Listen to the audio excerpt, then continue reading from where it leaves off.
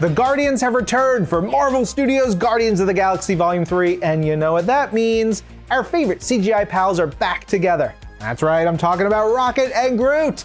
And I'm here with VFX supervisor Stefan Soretti to find out how one of the MCU's most beloved pairs is brought to the big screen. Hi Steph, how are you? Hey Ryan, I'm very good, thank you. Steph, you were the VFX supervisor all the way back on the first Guardians of the Galaxy film.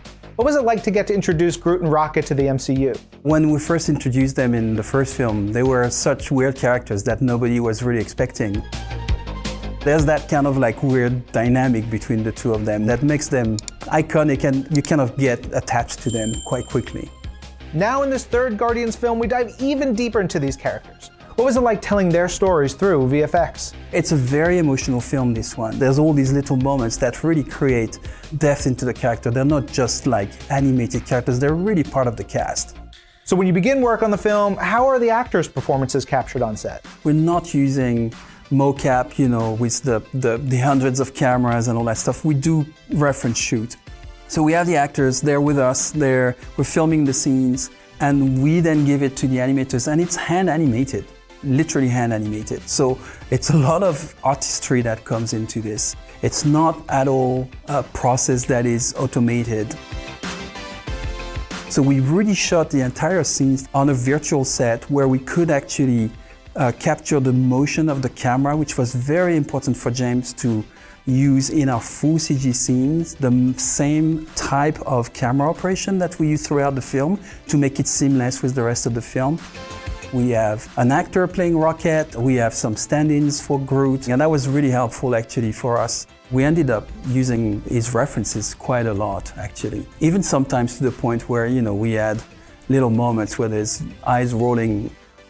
And once you have the actors' performances, what additional visual reference do you capture while you're on set? We have to shoot what we call clean plates so that we can paint out the actors that are not supposed to be here and replace them by our CG characters.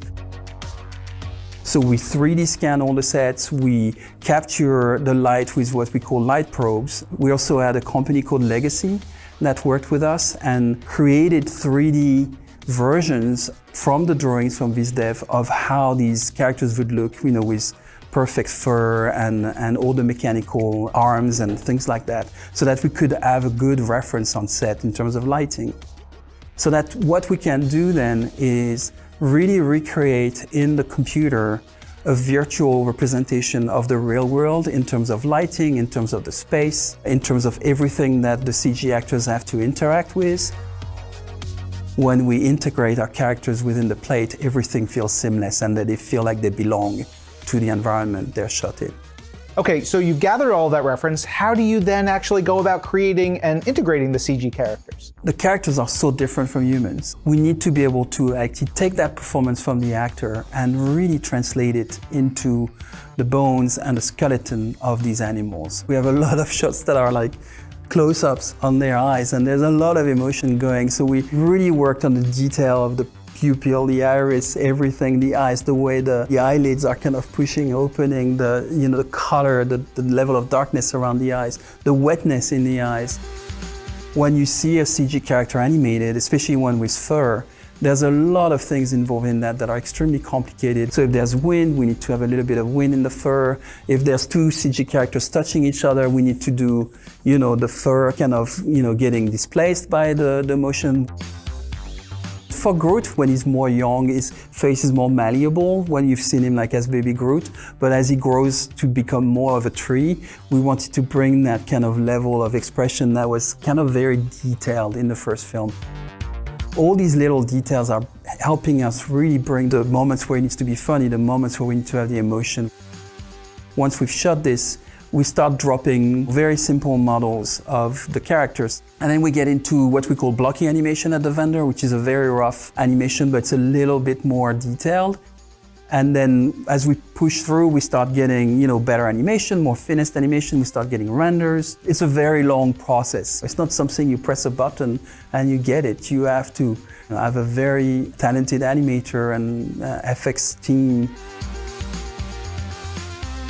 Everyone is clearly so freaking talented.